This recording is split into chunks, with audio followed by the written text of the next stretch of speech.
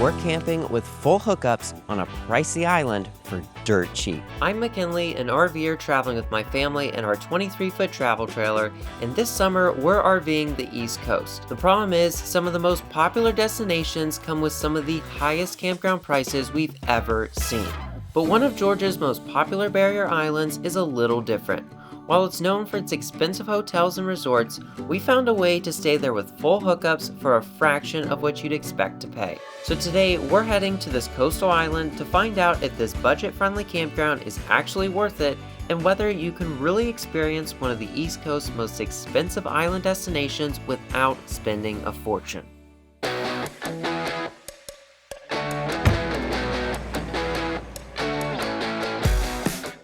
You guys saw last week, we just finished up our camper renovation and we took off the slide out, which definitely took off a lot of weight. But the gas mileage isn't really showing that. We're getting about 8.5 miles per gallon, which isn't really great because we've already had to fill up once and we're about to fill up again before we even get there.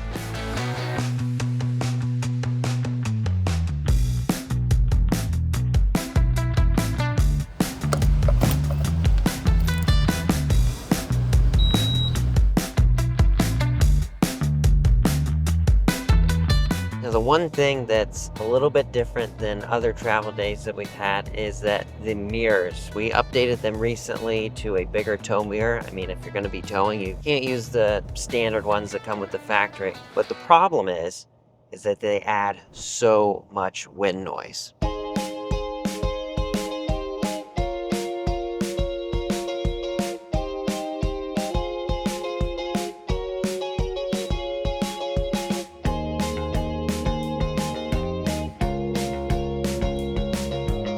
Look at this, wow, pretty high up.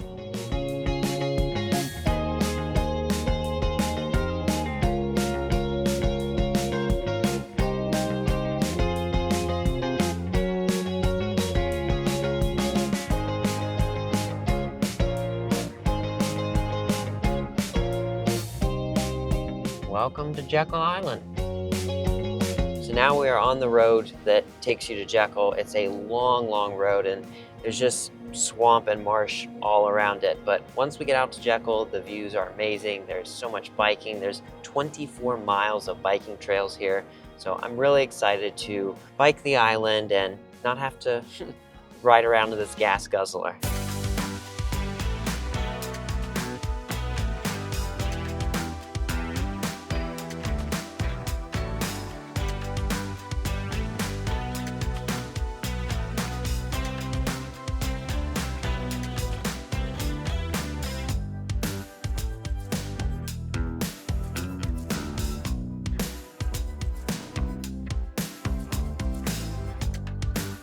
Now the roads here and on the actual island is actually pretty nice, but there are a couple trees, like the way it had us come in, there was a few low-hanging trees, but other than that, they're pretty maintained. But if you have a large fifth wheel or something taller than a travel trailer like we have, you might want to just keep an eye out on those trees.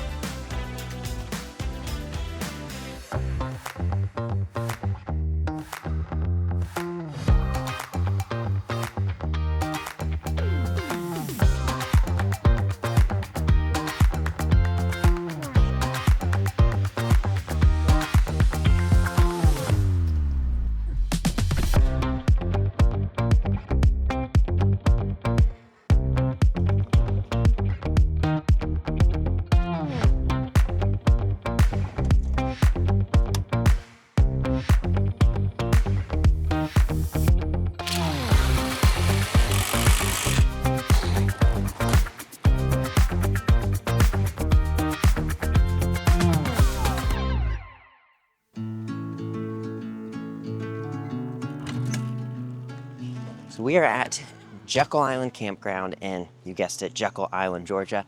And we don't have anything set up at our site. And it's because last night we got in, it was kind of getting late, and then it downpoured, so we were stuck in the camper.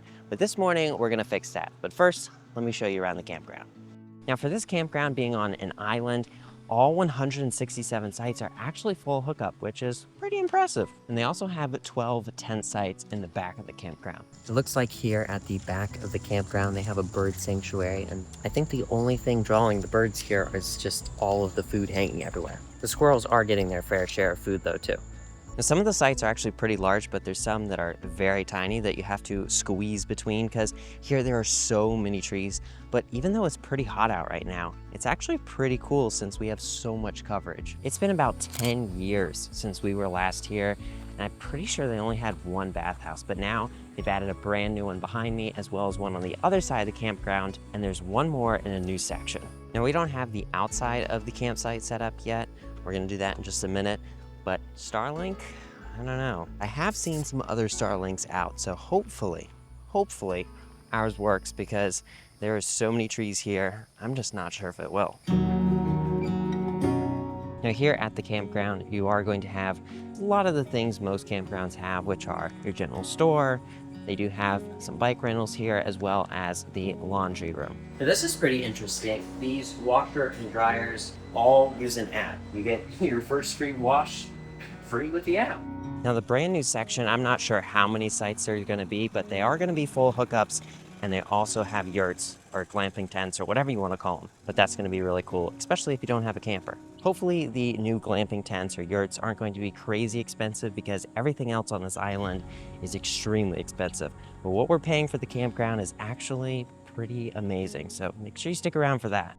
It is extremely buggy here, and we've been lugging something around that might fix that. And it is an outdoor screened-in gazebo, so hopefully it will keep all the bugs out. It's also waterproof because it looks like there's showers for the next several days.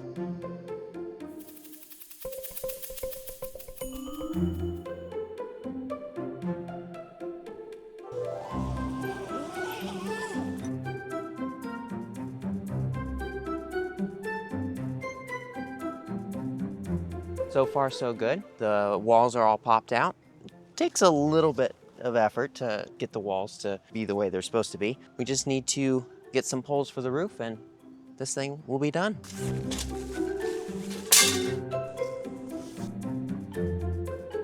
Well, things are taking shape, or not. That's much better.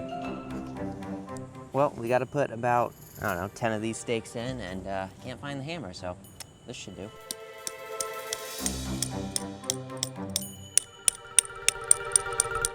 It has turned out really, really nice, but the sun is going to be over top of us before we know it, so it actually comes with a cover that's 100% waterproof, so we're going to put that over it to shield the sun so it's not super hot.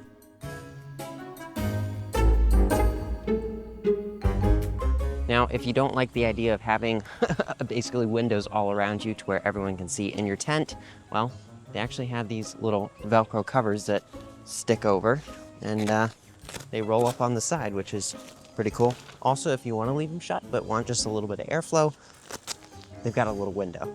The tent is all done. Hopefully these aren't for anything. I already did put some stakes in, but because our mat is down, we can't really puncture the mat with a stake. Yeah.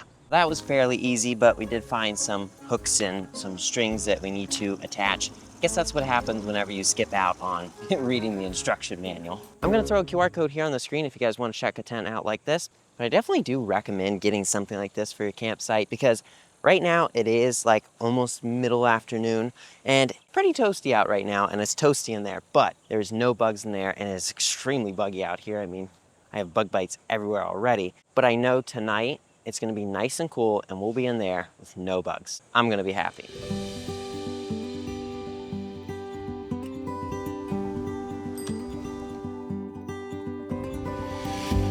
We left the campground about, I don't know, 10 minutes ago, and we're probably almost to the hotel, I would think.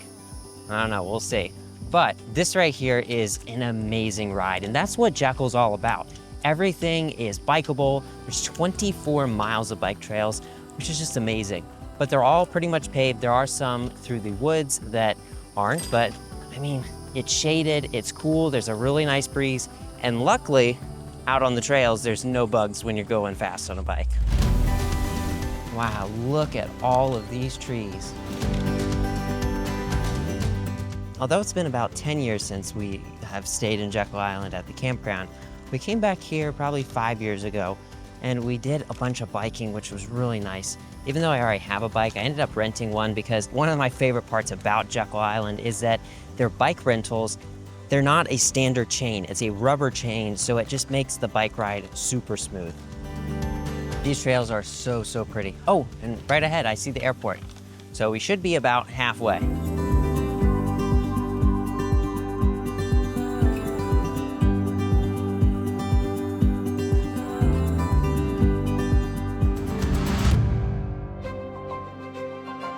We spent the afternoon exploring Jekyll Island the best way possible, by bike. Our first stop was the island's historic district, where the old clubhouse once served as the centerpiece of an exclusive retreat for some of America's wealthiest families. Names like Rockefeller, Vanderbilt, Morgan, and many more. At the time, it was known as the most exclusive and most inaccessible club in the world. Today, it's one of Jekyll Island's most recognizable landmarks. Now this hotel is massive, but it's also really old. And there's a room that's like a turret, and it is $700 to $800 a night. Well, that's a really cool car. From there, we followed the waterfront pass, taking in the views before making a very important stop for what might be the biggest ice cream sandwich we've ever seen. How was yours? Filling, but good. With dessert finished, we wandered through the nearby shops. Every few years, many of the local stores rotate in and out, so there's usually something new to discover each time you visit. But while we were busy exploring, dark clouds were rolling in fast. Within minutes, the rain caught up to us, so we hopped back on our bikes and made a run for the hotel before we got completely soaked. That does not sound good. We're heading inside. Well, the trees are getting windy, the thunder's getting much louder, but this is a good chance for us to go explore the inside of this really cool hotel.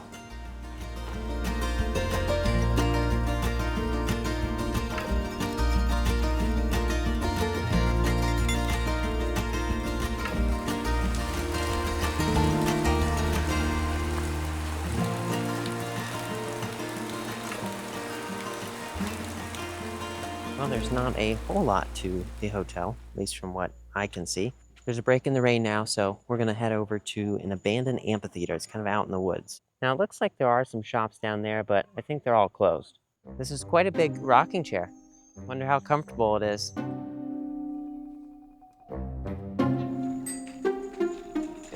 Well, it looks pretty abandoned out here. I mean, grass is overgrown. We'll see what it is back here. Well, that trail just split off into another trail. This ain't looking good. The dirt is super, super soft because it just poured rain. Got some sort of horse stable or something here. Some barns here with horses. Oh, and then there's a horse. I don't think we're in the right spot, but it shows it's around the corner. It's the carriages. Here it is, wow.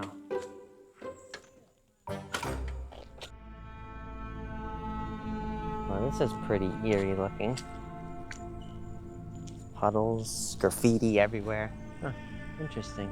Well, don't think we can get down there with the wooden steps all deteriorated like that. So many seats though. Well, all the way back here in the middle of nowhere, someone is out there. When we were coming back from the amphitheater, a lady came out of the barn or wherever the horse is at and said, "Do not ring the bell because the horse will tear the wall off the building."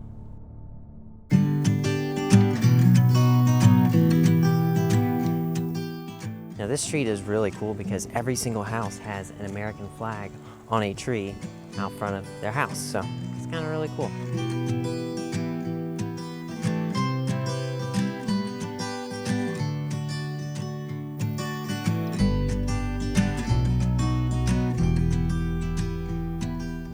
Well, we've made it to the airport.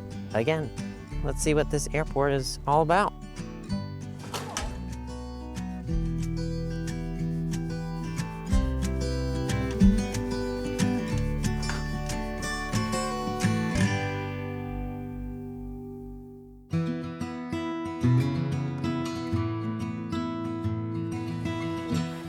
Oh my word. Okay. Well, that right there is definitely a pretty scary part about riding on these trails after the rain, because a tree could just come down like that while you're riding. Well, that tree was definitely pretty dead and already ready to fall. Off we go before any more trees fall. There is definitely a lot of down trees already throughout this. Oh my word. Here on the trail, another one just fell, which is crazy. I mean, look at this. I guess the reason these trees are all cracking like they are and falling is because they're so old, they're rotten, they're fragile. Guess if we hear a crack, we know what that means. Something that's super funny about riding on this trail is there's these little tiny crabs on the sidewalk, and as you get your bike close to them, they all scatter.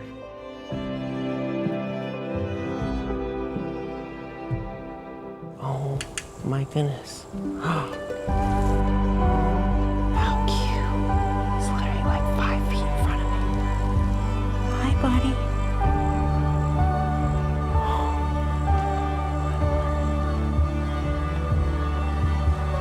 Doesn't seem to be too afraid. A lot of the deer around here, there's tons of them, especially at night. Once it gets dark out, they are everywhere. But they don't seem to be afraid of anyone. I guess they get so used to people. That was really cool.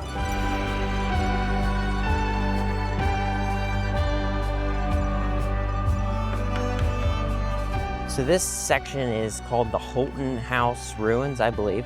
But all along this trail is a lot of really cool, just old ruins and foundations. And I believe there's a cemetery. There's a really cool house across the way. So let's go check that out.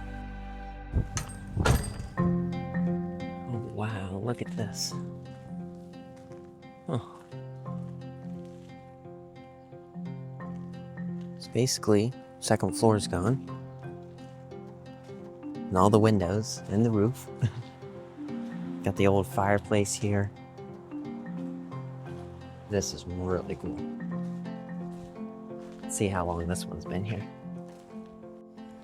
So this sign says that William Horton completed the house in 1743. That's pretty old if you ask me.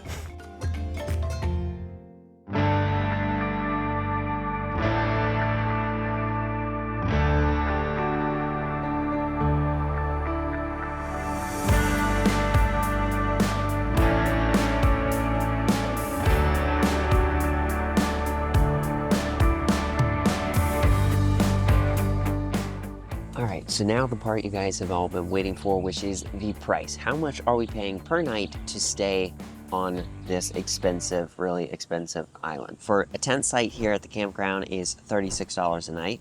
For the back-end site, which is what we're in, is $51 a night. And a pull-through site, if you have a big rig, you just want to pull through, is only $3 more, or $54 a night.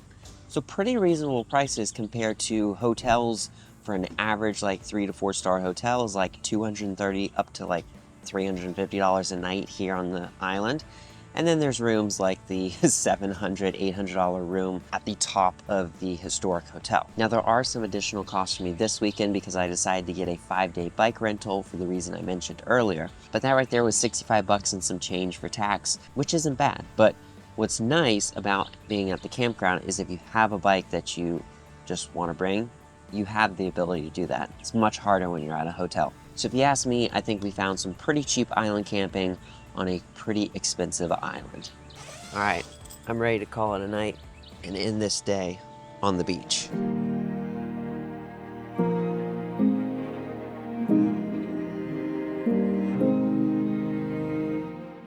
Well, it has been a very, very eventful day. Went on the awesome bike ride, got to see some wildlife, ran into a storm, lots of great things today. And there's more coming. We're visiting more destinations, but there's no better way to end today than with some sunset on Driftwood Beach.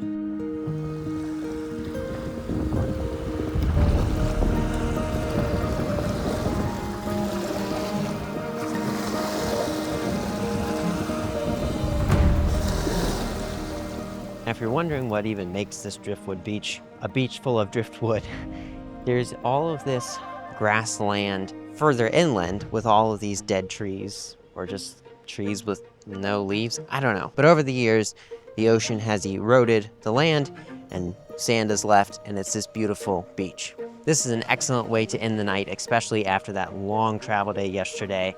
And straight across the ocean, right over there, is a lighthouse that we'll be checking out next week. Well, that is going to do it for today's adventure. If you haven't already, make sure you hit that subscribe button, mash it, smash it, do whatever. Just make sure you're subscribed so you don't miss out on next week's video, as well as future ones to come. Till then, see you next Friday.